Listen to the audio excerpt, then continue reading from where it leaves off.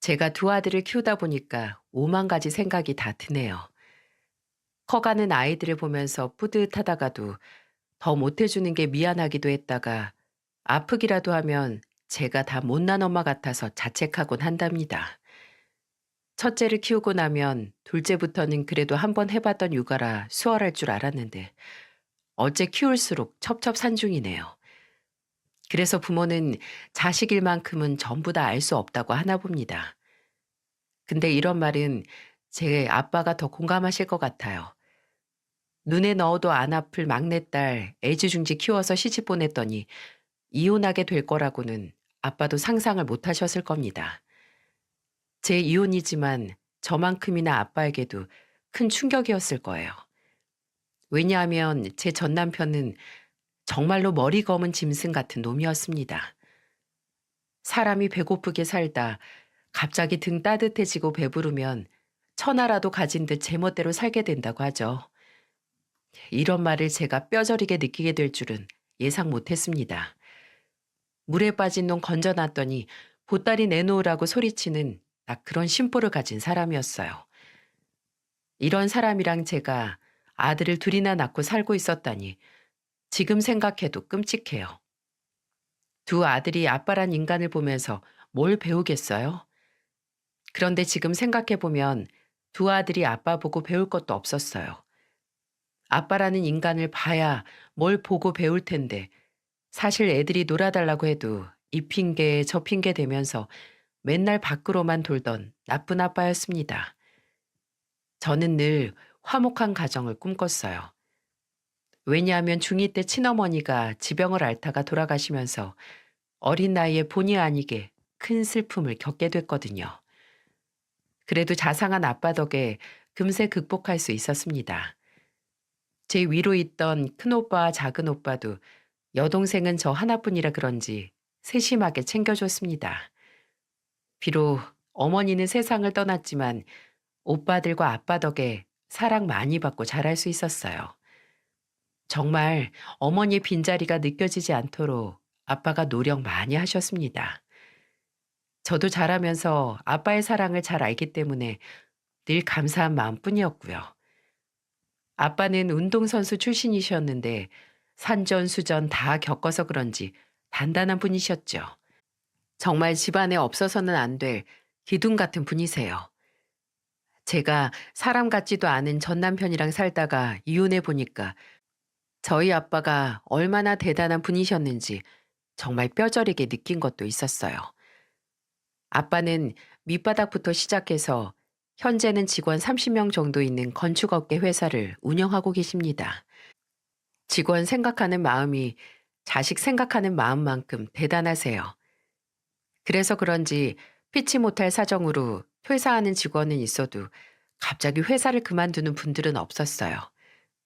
제가 너무 저희 아빠 자랑만 했나요? 그만큼 참 존경스러운 분이세요. 이런 아빠가 제 전 시댁에는 더없이 따뜻하셨고요. 아는 언니의 소개로 처음 만나게 된 전 남편은 명문대를 졸업하고 건축회사에 재직 중인 사람이었어요. 저도 평범한 회사원이라서 일상 패턴도 잘 맞았고 대화도 잘 통해서 좋았어요. 그래서 연인으로 발전하게 됐습니다. 나이가 나이인지라 저희는 결혼을 전제로 만나고 있었어요. 그런데 결혼 전제로 만나다 보면 자연스럽게 서로의 집안에 대해 알게 되는 것들이 있잖아요. 어느 날 한 번은 전 남편이 집 앞에 절 데려다 주다 아빠 차를 보게 됐어요. 별 생각 없이 집 앞에서 저는 이런 말을 했었습니다. 우리 아빠 지금 퇴근하시나 봐. 나도 얼른 들어가 봐야겠다. 아버님 차야? 와, 엄청 좋은 차 끌고 다니신다. 근데 왜 이렇게 퇴근이 늦으셔? 아빠 사업이 이맘때쯤 가장 바빠서 늦으시더라고. 사장이 바빠야 회사가 잘 굴러간다고 맨날 일만 하셔. 멋지시다. 차도 이렇게 좋은 차 끌고 다니시고 건축 사업 하신다고 하셨지? 어, 그러고 보니까 비슷한 계열이네. 저는 그 당시 남자친구였던 전 남편이 저희 아빠에 대해 궁금해하길래 단순히 결혼 정년기에 만난 사이라서 궁금해하는 거라고 생각했어요. 아무래도 결혼 정년기에 만난 사이니까 연애하는 동안에도 서로 결혼 얘기를 자주 하곤 했습니다. 그러다 보니 자연스레 결혼까지 이어졌어요. 전 남편은 회사 성실하게 잘 다니면서 시댁에 용돈도 드리는 착한 아들처럼 보였습니다. 시댁은 집안 사정이 좀 어려웠어요. 전 남편 동생은 헬스 트레이너였고 전 시아버지는 무직이셨습니다. 전 시어머니도 주부셨는데 사실상 모두 백수였고 전 남편과 전 시동생이 집안을 챙기고 있었죠. 이게 흠처럼 보일 수도 있지만 그때는 어려운 집안을 챙기는 성실한 아들이라고 느꼈어요. 아무리 어려운 상황이 와도 가족을 지킬 줄 아는 책임감 있는 모습처럼 보였던 겁니다. 그래서 저와 전 남편은 본격적으로 결혼 준비를 시작하게 됐고, 전 남편은 결혼 허락을 받기 위해서 정말 저희 아빠에게 잘했어요. 그런데 생각해 보니까 아부에 가까운 행동들이었던 것 같네요. 친정집은 아빠가 직접 설계하신 주택이었는데 전 남편이 저희 집에 먼저 도착해서는 아빠 차를 세차하고 있는 거예요. 저는 너무 놀라서 뭐 하고 있냐고 물었습니다. 지금 여기서 뭐해? 왜 우리 아빠 차를 세차하고 있어? 아무래도 주택가라 그런지 먼지가 좀 많은 것 같아서 내가 형님께 부탁해서 차만 빼달라고 했어. 그래도 그렇지 왜 손세차를 해? 옷 다 망가지겠다. 괜찮아. 별로 비싼 옷도 아니고 툭툭 털어서 말리면 금방 말라. 아유, 안 그래도 되는데 빨리 정리하고 들어가자. 저는 전 남편이 세차하고 있는 모습을 보고 깜짝 놀랐고 같이 뒷정리를 하고 집으로 들어갔습니다. 집에는 저와 큰오빠, 작은오빠만 있었어요. 일이 있어서 뒤늦게 도착한 아빠는 큰오빠를 보면서 말했습니다. 일이 있어서 회사 차 끌고 현장 갔다 온 사이에 내 차가 왜 저렇게 깨끗해진 거야? 우리 큰아들인가 아니면 작은아들 작품인가? 다 틀리셨어요. 아버지 예비사위 작품입니다. 하지 말라고 해도 굳이 하겠다고 해서 못 말렸어요. 큰오빠는 전 남편이 열심히 했다면서 웃으며 말했어요. 아빠도 전 남편을 보면서 멋쩍은 듯 웃으셨습니다. 그러자 전 남편도 아빠를 보며 쑥스러웠는지 웃어 보였고요. 처음에는 아빠도 전 남편 집안 형편이 어렵다 보니 걱정 많이 하셨어요. 그래도 전 남편이 아빠 차를 직접 세차하기 전에도 늘 과일이나 맛있는 음식 같은 걸 사서 자주 집에 인사를 오니까 아빠도 마음이 점점 열리는 듯 했습니다. 그래서 그날 아빠는 전 남편을 보며 말했어요. 참 구김살도 없이 잘 컸네. 사회생활하면서 부모님 용돈 드리기 빠듯할 텐데 힘들지 않나? 그래도 저희 부모님이잖아요. 절 이렇게 키워주셨는데 제가 해드리는 게 맞죠. 어렵지 않아요. 제가 사치 안 부리고 알뜰하게 쓰면 충분해요. 요즘 젊은 사람 같지 않게 바르게 잘 큰 것 같구만. 아빠는 성실하고 바른 사람이라면서 제 결혼을 승낙하셨어요. 그렇게 저와 전 남편은 본격적으로 결혼 준비를 시작하고 있었습니다. 얼마 뒤 양가 어른들을 모시고 상견례를 하게 됐어요. 안 떨릴 거라고 생각했는데 괜히 긴장되더라고요. 식사를 마치고 차를 한 잔씩 마시는데 아빠는 전 시아버지를 보며 말했습니다. 보시다시피 제가 아내랑 일찍 사별했습니다. 우리 딸 중학교 2학년 때 떠나서 우리 딸이 참 외롭게 자랐어요. 그래도 사돈 어른 사랑받고 아주 잘 큰 것 같네요. 그렇게 봐주시니 저야 감사하죠. 저는 제 딸에게는 뭐든지 다 해줄 수 있어요. 그래서 제 딸 결혼은 제가 정말 부족함 없이 다 해주고 싶습니다. 그러니 사돈 댁에서는 부담 갖지 마세요. 저희가 어떻게 그럴 수 있겠어요. 약소하지만 저희도 보탬이 돼야 맞죠. 아닙니다. 사위도 제 자식이나 마찬가지인데 제가 자식들 위해서 해주고 싶어서 그럽니다. 신혼집이랑 집에 들어갈 가정 가구는 제가 다 준비하겠습니다. 부담 갖지 마십시오. 그냥 우리 딸만 예뻐해 주시면 됩니다. 감사합니다. 제 아들 없이 자랐어도 인성 하나는 참 착한 아들입니다. 그건 제가 장담합니다. 저희 아들도 잘 부탁드립니다. 훌륭한 아들이죠. 요즘 부모 위해서 저렇게 성실하게 사는 자식 흔치 않아요. 아주 잘 키우셨습니다. 상견례 자리에서 아빠와 전 시아버지는 서로 덕담을 나누며 대화를 나눴습니다. 아빠는 신혼집과 가전, 가구는 신경 쓰지 말라면서 신신당부를 하셨어요. 그때 전 시댁에서는 그래도 어떻게 그러냐면서 작은 보탬이라도 하겠다면서 손살을 치셨지만 아빠는 꼭 본인이 준비하겠다면서 큰 소리로 말씀하셨어요. 저는 아빠에게 너무 감사했습니다. 아무래도 저와 전 남편이 모은 돈만으로는 역부족이었거든요. 사는 곳이 울산이었는데 그래도 지방 도시라 그런지 내 집 마련은 어려웠어요. 어떻게 해야 하나 걱정이 많았는데 아빠 덕분에 집과 혼수 걱정을 한시름 덜 수 있었죠. 그래서 그런지 전 남편은 아빠에게 더욱 잘했습니다. 그런데 그럴 수밖에 없었던 이유가 있었어요. 저희 아빠가 사업을 꾸려가시면서 모아둔 자산이 많으셨습니다. 그중에는 4층짜리 건물도 있었는데 무직이었던 제 시아버지를 관리인으로 취직까지 시켜주셨어요. 게다가 3층에는 전 시동생 헬스클럽도 차릴 수 있게 임대료도 근처 시세보다 가장 싸게 자리를 내주셨고요. 그러니 전 남편도 아빠에게 더 잘하려고 노력을 참 많이 했습니다. 전 시동생 헬스클럽 오픈하는 날 전 남편은 아빠를 찾아가 이렇게 말했죠. 아버님, 정말 감사드려요. 저희 집안까지 이렇게 안 챙겨주셔도 되는데 제가 앞으로 더 잘하겠습니다. 내가 왜 자네 챙겨주는 줄 아나? 이젠 온전히 자네 가정에만 신경 쓰라고 챙겨준 거야. 원래 남자는 집안이 평안해야 바깥일에 집중할 수 있어.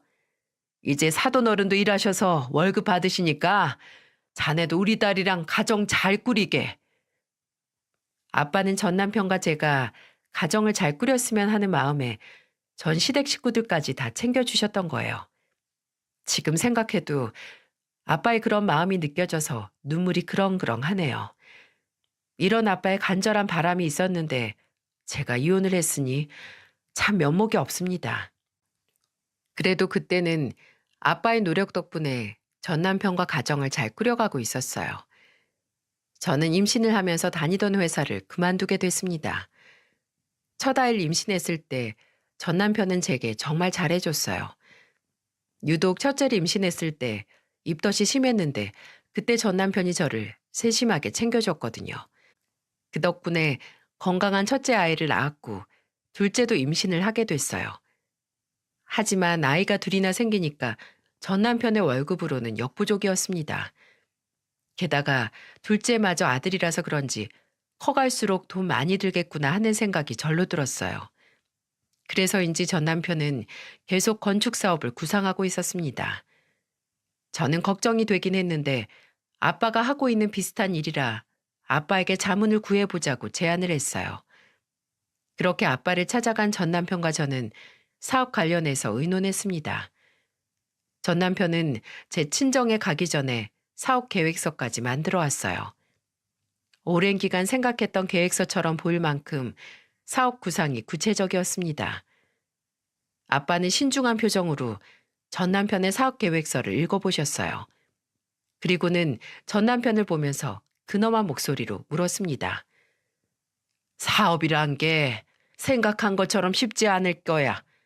정말 잘할 수 있겠어? 네, 제가 열심히 배워서 꼭 성공해 보이겠습니다. 난 일 바쁘다고 가정에 소홀한 거 못 보내. 우리 딸 혼자 애들 데리고 발 동동 구르지 않게 아무리 바빠도 항상 가정을 1순위에 둬. 이게 내 조건이야. 네, 열심히 해서 꼭 좋은 모습으로 보답 드릴게요. 우선 그럼 초기 자본은 내가 좀 투자하지. 나중에 성공하면 꼭 갚어. 나는 그거면 되네. 당연하죠, 아버님. 절 믿어주셔서 정말 감사드려요. 저는 전 남편을 믿어주는 아빠가 고마웠어요. 그렇게 아빠의 지원 덕분에 전 남편은 사업을 안정적으로 시작할 수 있었습니다. 마침 아빠의 오랜 지인이었던 동생이 건축업을 하다 회사가 망해서 일자리를 구하고 있었어요. 그래서 아빠는 친한 동생을 전 남편 회사에 취직을 시켰습니다. 원래도 건축업을 하던 지인이라 처음 사업을 시작하는 전 남편 회사에 도움이 될 거라고 생각했어요. 아빠는 전 남편 회사가 자리를 잡을 수 있도록 하려고 도움을 많이 주셨습니다. 그리고 정말 전 남편 회사는 빠른 속도로 자리를 잡아갔어요.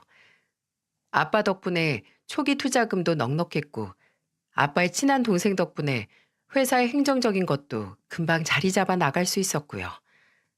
그 사이 저는 둘째 아들까지 낳고 육아에 전념할 수 있었어요. 초반 몇 년은 전 남편도 사업과 가정을 잘 꾸려가려고 노력했던 것 같아요.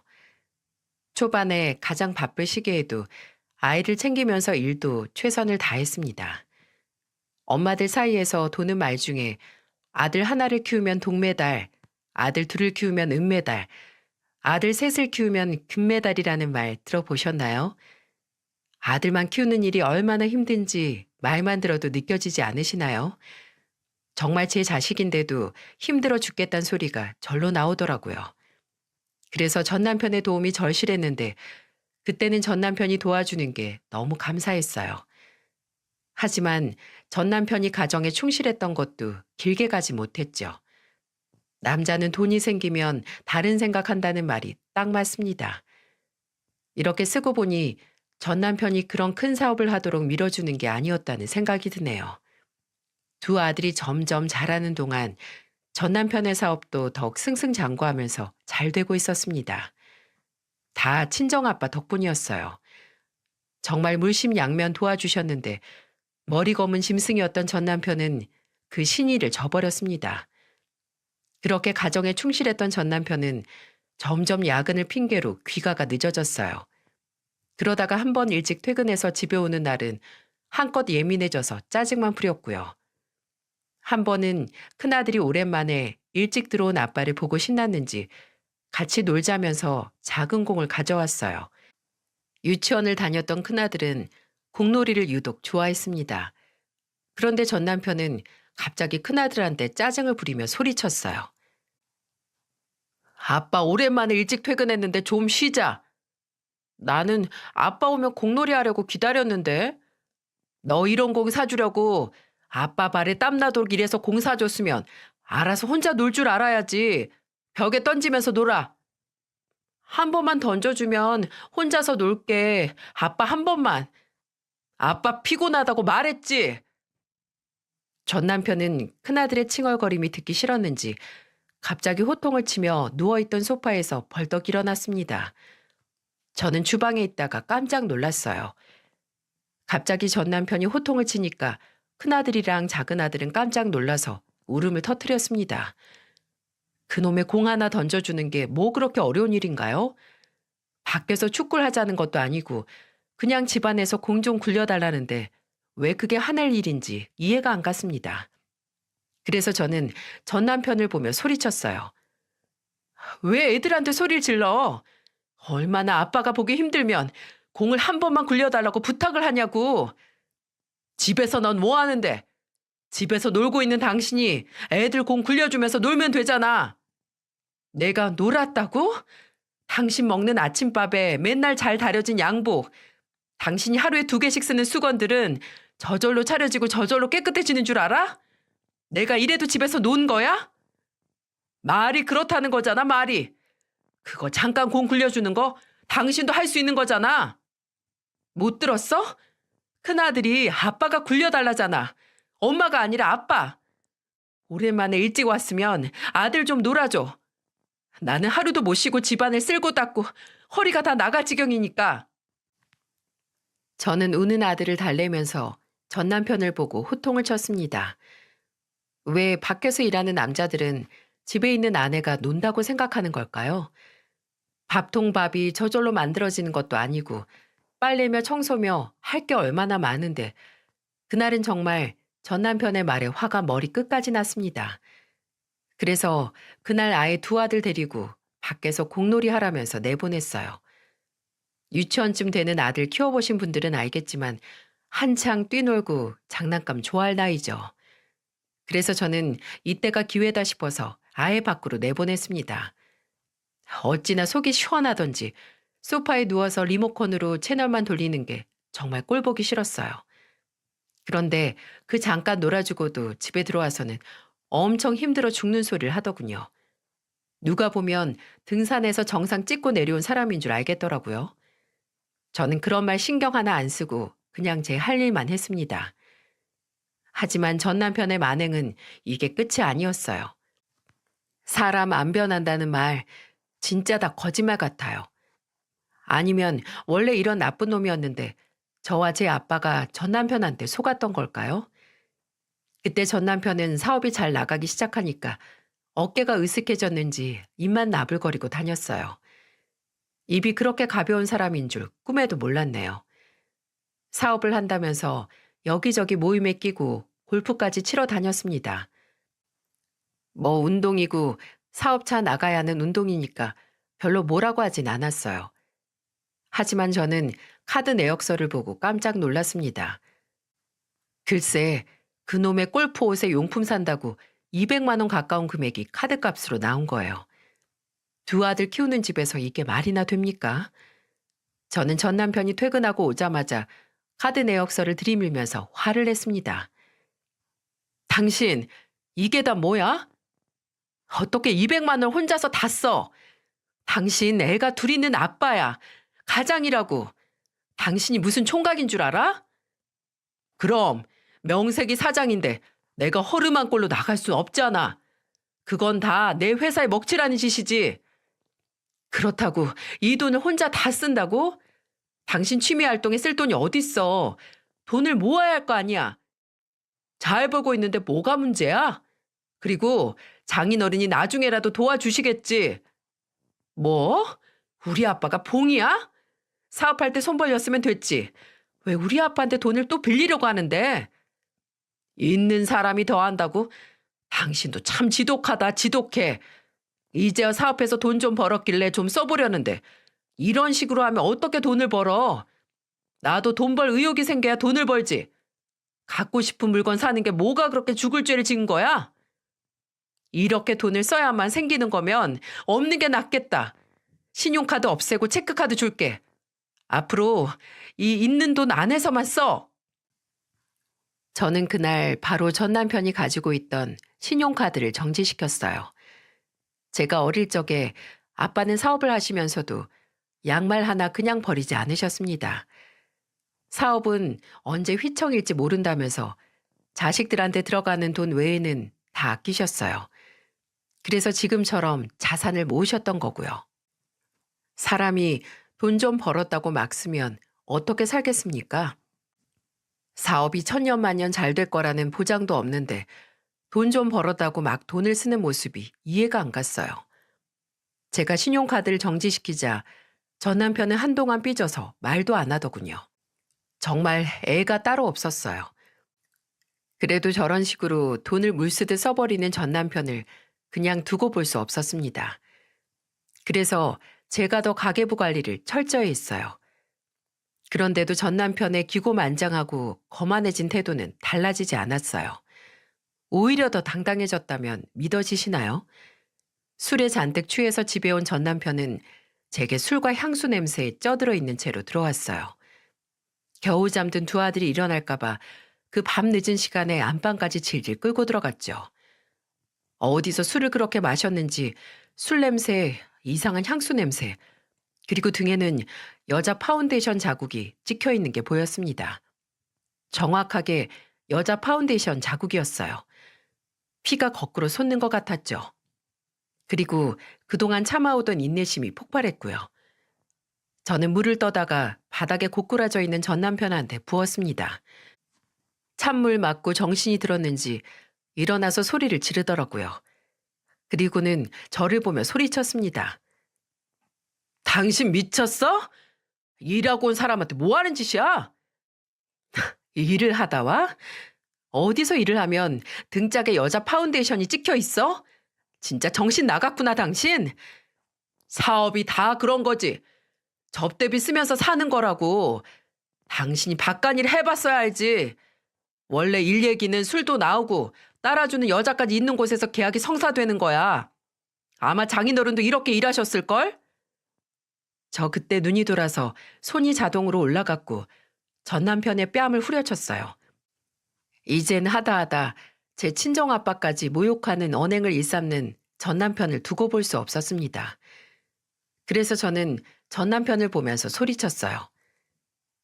꼭 실력 없는 사람들이 장비 탓하고 날씨 탓하고 환경 탓하더라. 당신 그동안 기회가 없어서 이만큼 못 살았던 게 아니라 그릇이 간장 종지만 하니까 그래서 그 정도밖에 못 살았던 거야.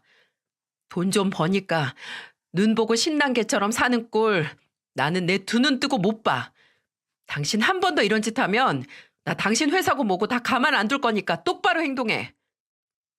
저는 그때 전 남편 행동에 너무 화가 나서 이혼까지 생각하고 있었어요. 그렇게 성실했던 사람인데 이렇게 변하는 걸 보니까 제가 억정이 다 무너지는 듯 했어요. 사람을 잘못 봐도 한참 잘못 봤구나 싶었는데 되돌릴 수 없을 만큼 멀리 온 기분이었습니다. 하루하루가 지옥 같았어요. 그런데 이런 제 상황을 친정아빠에게 말할 수가 없더라고요. 저를 위해서 잘 살아보라고 전 남편을 키워주신 거나 다름없는데 제가 어떻게 힘들다는 말을 쉽게 할 수 있었겠습니까? 그러던 어느 날 아빠가 저희 집에 예고도 없이 찾아오신 거예요. 이게 저한테는 기회나 다름없었습니다. 그날 아빠는 화가 잔뜩 난 얼굴로 들어오셨어요. 화가 난 얼굴로 거실에 앉으신 아빠의 말은 충격적이었습니다. 화가 난 얼굴로 전 남편을 부르자 무릎을 꿇고 아빠 앞에 앉더군요. 본인이 지은 죄를 아는 죄인 같았어요. 아빠는 자신의 앞에 무릎을 꿇고 앉은 전 남편을 보며 화를 내며 말했습니다. 발 없는 말이 천리 간다는 말 알아 몰라? 그게 갑자기 무슨 말씀이세요? 정말 몰라서 묻는 거야? 요즘 내가 자네한테 내 재산도 물려주고 나중에 회사도 자네한테 주게 될 거라고 말하고 다닌다면서? 대체 왜 그런 짓을 하는 거야? 내가 언제 내 재산을 회사까지 자네한테 물려준다고 그랬나? 내가 언제? 죄송합니다. 중요한 계약이 있었는데 제 회사 규모를 보고 자꾸 계약을 미루려고 하길래 급한 마음에 아버님 얘기까지 하게 됐는데 이렇게 아버님 귀에까지 들어가게 될 줄 몰랐어요. 죄송합니다. 그렇게 허풍 떨면서 무슨 사업을 하겠다는 거야? 그리고 같이 일하는 동생 말 들어보니까 자네 요즘 회사 일도 엉망이라면서 사업을 우습게 하는 거야? 건축 부실로 민원 들어오는 게 말이 되냐고 말이. 자네 실수가 내 얼굴에도 똥칠하는 거 알아 몰라? 제가 다 수습하겠습니다. 죄송합니다, 아버님. 저는 아빠의 말을 듣고 정말 깜짝 놀랐어요. 세상에 저랑 친오빠들도 아빠 재산에 대해 얘기해 본 적이 없는데 전 남편이 쉽게 그런 말을 하고 다녔다니까 놀랄 수밖에 없었습니다. 정말 이대로는 안 되겠구나 싶었어요. 이렇게 더 살면 초가상간 다 말아먹겠구나 싶었다니까요. 그래서 저는 다음 날 아빠를 직접 찾아갔어요. 그리고는 용기 내서 그동안 있었던 일을 전부 털어놓았어요. 어찌나 눈물이 나던지 제가 눈물을 흘리면서 말하자 아빠는 저를 위로하며 말했습니다. 나도 지금 정서방 회사에서 꼼수 쓰는 거 듣고 손 좀 보려고 생각만 했는데 이거 정말 안 되겠다. 가정은 내팽겨쳐 놓고 회사에서 공금 횡령에 탈세에 아주 난리를 치고 앉았네. 내가 테스트해보고 어떤 싹인지 봐야겠어. 저는 아빠의 계획을 자세히 알지 못했어요. 아빠는 그저 자신만 믿으라며 말씀하시더군요. 그때야 아빠가 항상 제 편이라는 걸 다시 한번 느꼈습니다. 마지막으로 전 남편을 테스트해보겠다는 아빠의 계획은 이랬어요. 갑자기 사업이 어려워진 척 하면서 전 남편한테 돈을 빌려보려는 계획이었어요. 2주 뒤 아빠는 전 남편을 테스트하고 와서는 제게 한숨을 쉬며 이런 말을 하시더군요. 걔는 싹이 글렀어. 저대로 두면 큰일 나겠어. 내가 정말 오늘 어이가 없어서. 아빠는 찬물을 들이키고는 전 남편과 했던 대화를 제게 말해주셨어요. 아빠가 전 남편 사무실로 찾아가서 심각한 얼굴로 사업자금 관련해서 말을 꺼내셨대요. 회사 직접 와보니까 정말 많이 키워놨구만. 근데 내가 자네한테 갑자기 이런 말 꺼내기 미안한데 나 3억 정도만 빌려줄 수 있나? 내가 초기에 자네 사업에 투자했던 비용도 있는데 이번에는 나 좀 도와주게. 장인어른, 그게 갑자기 무슨 말씀이세요? 3억이라뇨? 제가 그런 큰 돈이 어딨어요. 내가 오죽 급하면 자네까지 찾아왔겠나. 이번에 급한 돈 못 막으면 나 회생 불갈세. 직원들 월급도 지난달부터 밀려서 이번 달에는 꼭 월급을 줘야 되는데 도무지 돈이 안 돌아. 이번만 나 좀 도와주게. 그리고 자네 회사 잘 되면 내가 투자한 돈 갚기로 한 것도 있지 않나. 그러자 전 남편이 간절한 아빠의 얼굴을 보면서도 헛기침을 한 번 하더니 갑자기 거만한 자세로 앉아서는 참 정 떨어지는 소리를 정성껏 또 했더군요. 3억 때문에 회사가 어떻게 망해요? 잘 아실 거 아니에요. 그리고 그렇게 쉽게 망할 회사도 아니잖아요. 내가 친한 지인 믿고 크게 투자한 게 있는데 글쎄 그게 사기를 당했어. 나도 하루아침에 이럴 줄 몰랐네. 그러니까 자네가 이번 한 번만 딱 도와주게. 그럼 내가 정말 다 수습하고 자네 돈부터 갚을게. 일단 알겠어요. 생각은 해볼게요. 정 어려우면 건물이라도 내놓으셔야겠네요. 그건 진작에 내놨지. 이제 남은 게 없어서 그래. 사정 참 안타깝게 됐네요. 근데 뭐 저도 돈 문제는 가족끼리도 신중해서 그리고 당장 아버님 초기 투자금 갚아드릴 돈도 아직 없고요. 제가 신중하게 생각해보고 연락드릴게요. 돌아가세요. 전 일해야 돼서요. 나가주세요. 전 남편은 아빠의 부탁에 생각해보겠다면서 아빠를 그냥 돌려보낸 거예요. 아빠는 전 남편의 회사를 나오면서 허탈하고 화가 나셔서 저를 당장 찾아오셨던 겁니다.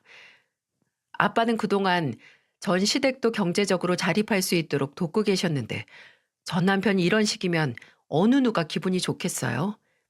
돌부처도 이런 상황은 못 견딜 거예요. 그리고 일주일 뒤 아빠는 제게 핸드폰 화면을 캡처해서 문자를 보내셨더군요. 확인해 보니까 전 남편이 아빠에게 보낸 문자 화면이었어요. 그 사진을 보고 저도 모르게 헛웃음이 나오더라고요. 글쎄, 전 남편이 아빠에게 보낸 문자는 이런 내용이었어요. 생각해 봤는데 3억은 도저히 못 도와드릴 것 같네요. 아무리 장인어른이라도 그렇게 큰 돈은 저도 무리입니다. 다른 방법 찾아보세요. 죄송합니다. 지금 이 문자가 저희 아빠한테 할 소리입니까? 평범한 사이와 장인 사이도 아니고 그동안 본인 집안을 일으켜 세워준 장인한테 이게 무슨 생각 없는 짓인가요? 저는 이 문자를 보자마자 이런 개만도 못한 자식이라면서 욕이 절로 나왔어요. 은혜도 모르고 까불어도 유분수지 정말 우라가 치밀었습니다. 그때 아빠는 제게 전화를 해서 이런 말씀을 하셨어요. 내가 그동안 정서방이랑 일하는 친한 동생 통해서 들어보니까 지금 회사 개판이야 아주. 공금 횡령에 세금 신고 고의 누락에다가 내가 이놈 자식 가만 안 둘 거야. 은혜를 원수로 갚는 놈은 내가 절대 용서 못해. 저도 어차피 그런 사람이랑 더는 못 살아요, 아빠. 그러니까 아빠 원하는 대로 하세요. 이제는 저도 더 이상은 못 살아요. 저는 아빠가 원하는 대로 하라고 말씀드렸어요. 그런데 정말 인간의 탈을 쓰고 전 남편은 제게 씻을 수 없는 상처를 주더군요. 그날 저녁에 집에 와서 제게 이혼장을 던지는 거예요. 저는 기가 막혔어요. 정말 기가 막히지 않습니까? 참나. 그때 이혼하자고 면상에 이혼장을 던져도 제가 수천 번은 더 던질 타이밍에 전 남편이 먼저 제게 이혼을 하자는 거예요. 이유도 참 어처구니가 없더군요. 전 남편은 뻔뻔하게 제게 이혼장을 던지면서 이렇게 말했습니다. 이제 장인어른 건물도 팔고 회사도 망했는데 끈 떨어진 줄 잡고 살려고? 난 그렇게 절대 못 살아. 내가 월세 얻을 돈 정도는 줄 테니까 이혼하자. 애들도 다 데려가. 나는 애들 징징거리는 거 딱 질색이야. 지금 장난해? 지금 이혼을 하자고? 우리 아빠가 그동안 당신한테 어떻게 했는데 아빠 회사 좀 어렵다고 그런 소리를 해? 장인어른 회사가 조금 어려운 게 아니니까 그렇지. 양심이 좀 있어봐. 이제 승승장구해서 하늘로 뻗어가는 내 회사 발목을 잡게 생겼는데 나라도 살아야지. 너 지금 말 다 했니? 진짜 참 뻔뻔하다. 뭐가 뻔뻔해. 월세 얻을 돈은 주겠다니까? 최소한 길거리에 나앉게 안 한다고. 그럼 내 할 도리는 끝난 거지. 그런 개소리 할 거면 당장 이 집에서 나가. 이 집도 우리 아빠가 해준 집이잖아. 당장 나가.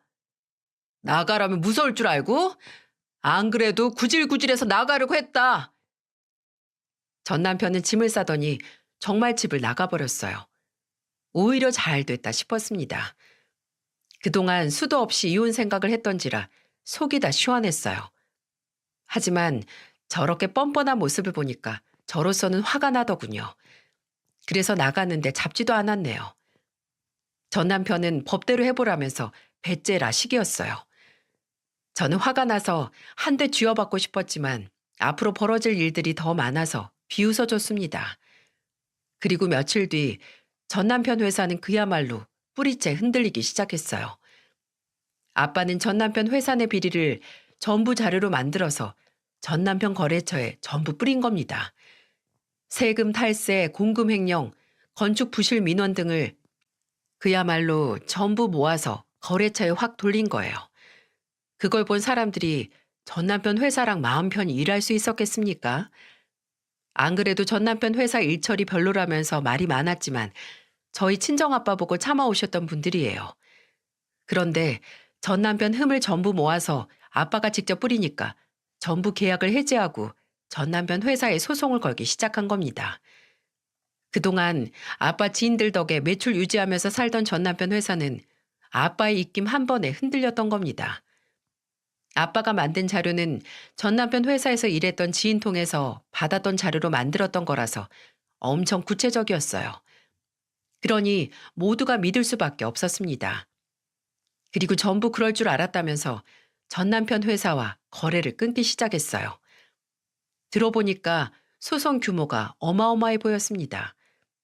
그동안 아빠 오래도록 일하면서 신뢰를 쌓았던 지인들은 전 남편 회사가 별로였는데 다 아빠를 보면서 참아왔던 거예요. 그런데 아빠가 이제는 전 남편 회사를 두둔하지 않고 오히려 하나씩 꼬투리를 잡기 시작하니까 아빠를 통해서 연결됐던 업체들이 전부 다 참다 못해 소송을 하기 시작한 거죠. 게다가 건축 부실로 민원이 빗발치는 회사랑 누가 일하겠어요? 그야말로 회사가 송두리째 흔들리고 있었어요. 갑자기 벌어진 일에 당황했는지 전 남편은 친정아빠를 찾아왔더군요. 친정에 아빠와 같이 있던 저는 허둥지둥 달려온 전 남편을 보고 코웃음을 쳤습니다. 꽁무니 빠지게 달려오는 꼴이 웃기더라고요. 전 남편은 다짜고짜 아빠 바지가랑이를 붙들고 울기 시작했어요. 장인어른, 저한테 왜 이러세요? 지금 제 회사까지 망하게 할 작정이세요? 제가 3억 해드릴게요. 제발 제 회사 좀 살려주세요. 3억? 그걸 누구 코에 붙이나? 나 그 돈 필요 없네. 다 쇼야 쇼. 내 회사 아직 튼튼해. 자네 회사랑 레벨이 다른데 그렇게 쉽게 무너지겠나? 네? 그게 다 무슨 말씀이세요? 회사 어렵다면서요. 너 이럴 줄 알고 내가 다 테스트한 거야. 사업하게 판 만들어줬으면 하라는 일이나 잘했어야지. 그동안 일을 어떻게 했길래 이런 사단을 만들어? 죄송해요. 잘못했어요. 장인어른, 제발 한 번만요. 내가 머리 검은 짐승을 키웠지. 그 회사 초기 자본에 들어간 내 돈도 당장 뱉어내. 너 다른 소송도 많이 걸렸는데 나한테 줄 돈은 있어? 성공하면 내 돈부터 갚으라니까 헛짓거리나 하는 그런 놈을 내가 왜 도와주나? 또 뒤통수 맞고 싶어서 널 도와? 내가 총 맞았어? 당장 나가! 전 남편은 끝까지 아빠 다리를 붙들고 엉엉 울었어요. 그러면서 본인은 열심히 일한 죄밖에 없다면서 한 번만 살려달라면서 울고불고 매달렸습니다. 하지만 이미 본성을 다 봤는데 도와줄 수 있겠습니까? 그때 마침 집에 오던 작은 오빠는 거실에서 앞바다를 붙들고 울고불고 하는 전 남편을 보고 소리를 지르며 말했어요. 참 뻔뻔도 하네. 여기가 어디라고 찾아와? 죽으렴 혼자 죽어. 괜히 집안 시끄럽게 굴지 말고. 형님, 죄송해요. 제발 아버님 마음 좀 돌려주세요. 우리 아버지 마음 돌아가게 만든 사람이 너란 사람인데 내가 왜 도와? 그리고 내 동생한테 이혼하자고 했다며? 이제 남남인데 여기가 어디라고 와? 당장 나가. 형님, 아버님, 제발요. 제가 정말 죽을 죄를 지었어요. 전 남편을 끌어내려고 작은 오빠가 온 힘을 다했지만 꼼짝도 안 했어요. 그때 아빠는 서랍에 있던 사진을 꺼내서 전 남편 얼굴에 뿌렸습니다. 갑자기 뿌려진 사진을 한 장씩 본 전 남편은 얼굴이 사색이 되더라고요. 그리고 그 얼굴을 본 아빠는 전 남편을 보고 소리쳤어요. 그동안 술집 여자들한테 사다 준 명품 가방에 오피스텔 얻어줄 돈은 있고 처갓댁 어려울 때 도와줄 돈은 없다는 게 말이 되나? 내가 내 딸 가슴에 피 멍들까봐 이 사진만은 안 보여주려고 했는데 나쁜 자식아. 내가 우리 딸 너 같은 놈이랑 살게 하려고 귀하게 키운 줄 알아? 아버님, 제가 죽을 죄를 지었어요. 저 이대로 가면 정말 회사 문도 닫고 망해요. 한 번만 제발 살려주세요. 제발요. 내가 가만히 너 하고 싶은 대로 두니까 허수아비처럼 봤지? 천만에. 나는 이런 증거가 수두룩해. 앞으로 울산에서는 절대 사업 못하게 내 처절하게 밟아줄 거야. 저는 아빠가 모아둔 증거들을 보고는 경악을 했어요. 아들이 장난감 하나 사달라는 말 듣고도 뉘집 개가 짖나 싶게 무시하던 사람이 술집 여자한테는 명품백을 척척도 사다 줬더군요. 정말 기가 막히고 코가 막힐 일이었어요. 끝까지 아버님 소리를 하면서 안 나가려고 버티는 전 남편을 저는 옆에 있던 아빠 골프채를 들고 쫓아내버렸어요. 그러자 전 남편은 죽고 싶진 않았는지 엉덩이에 불붙은 송아지 마냥 도망쳤습니다.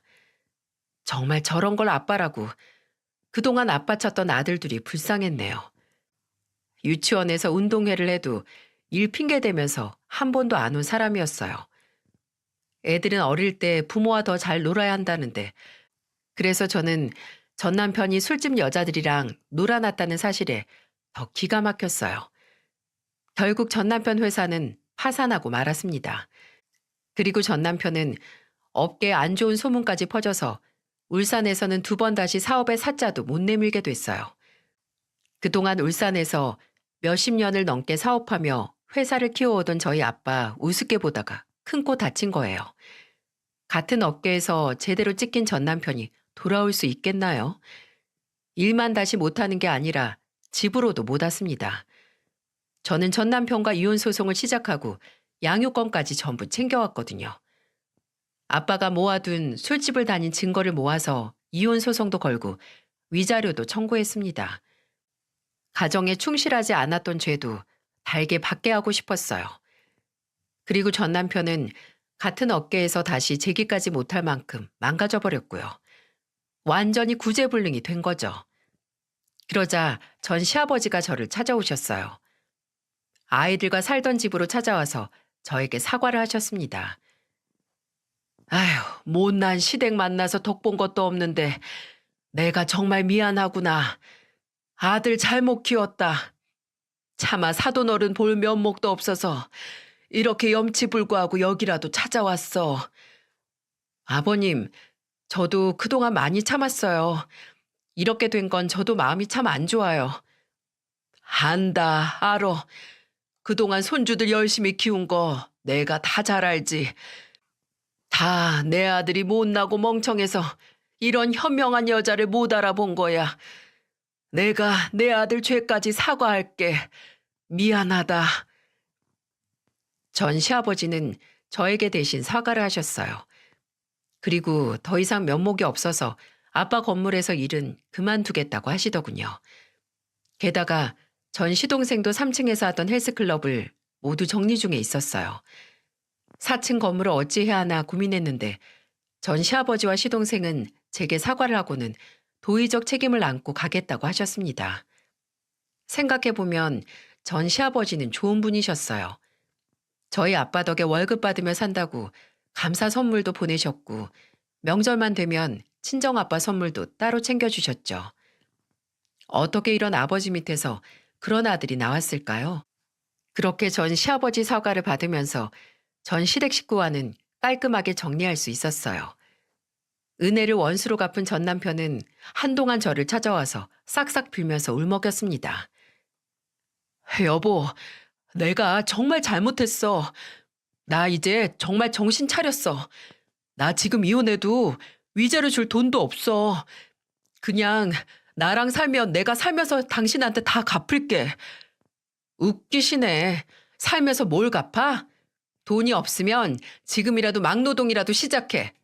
사람이 어쩜 그렇게 뻔뻔하냐? 미안해. 나 애들이 너무 보고 싶어. 한 번만 보여줘. 내가 그래도 아빠잖아. 애들이 아빠를 찾아야 보여주지. 애들은 아빠보다 밥을 더 찾네요. 괜히 애들 앞에 나타나서 헛짓거리 하지 말고 다신 나타나지 마. 제가 매몰차게 전 남편을 내쫓아 버리자 전 남편은 아빠 회사에도 찾아갔더군요. 아빠는 경찰에 신고해서 전 남편을 쫓아버렸고 접근 금지 신청까지 했어요. 정말 꼴도 보기 싫다면서 몸서리를 치셨습니다. 옛말에 기르던 개한테도 다리 물린다는 말이 있잖아요. 저희 아빠가 괜히 별일을 다 당한 것 같아서 제가 다 죄송스럽습니다. 그래서 지금은 아빠에게 더 잘해드리려고 노력하고 있어요. 생각해보면 전 시아버지도 속이 많이 상하실 것 같아요. 성실하고 은혜를 아는 아들이라면서 칭찬하셨는데 끝이 이렇게 됐으니 책임을 지고 아빠 건물에서도 스스로 떠나셨던 것 같습니다. 마지막에는 저희 아빠에게 못난 아들 둔 아빠로서 죄송하다며 편지도 남기셨대요. 이것도 정말 불효 중에 불효네요. 그래도 자식 잘못에 정정당당히 사과하실 줄 아는 모습에 저도 참 많이 배웠어요. 아빠도 전 시아버지 편지에 착잡한 표정을 지을 정도였습니다. 지금은 살던 집을 정리하고 친정에 와서 살고 있어요. 제가 꿈꾸던 화목한 삶이 하하호호 웃으며 사는 삶을 이제야 사는 것 같아요. 전 남편은 결국 울산에서 일자리도 못 구해서 다른 지역으로 떠났다고 하더군요. 참 한심하네요. 오히려 울산을 아예 떠났다고 하니까 속이 다 시원해졌어요. 자기 발등 자기가 찍은 꼴이라고 생각합니다. 아무리 사람 일 모른다 해도 우리나라 이혼율이 세계 최고라지만 제가 이혼할 줄은 상상도 못했네요. 하긴 누가 이혼할 줄 알고 결혼까지 하겠어요. 이제는 과거 다 훌훌 털어버리고 소중한 두 아들과 오늘도 씩씩하게 살고 있네요. 제 사연 듣는 모든 구독자 여러분들도 행복하셨으면 좋겠습니다. 가화만사성이라는 말도 있잖아요. 모든 가정에 화목이 깃들길 바랄게요.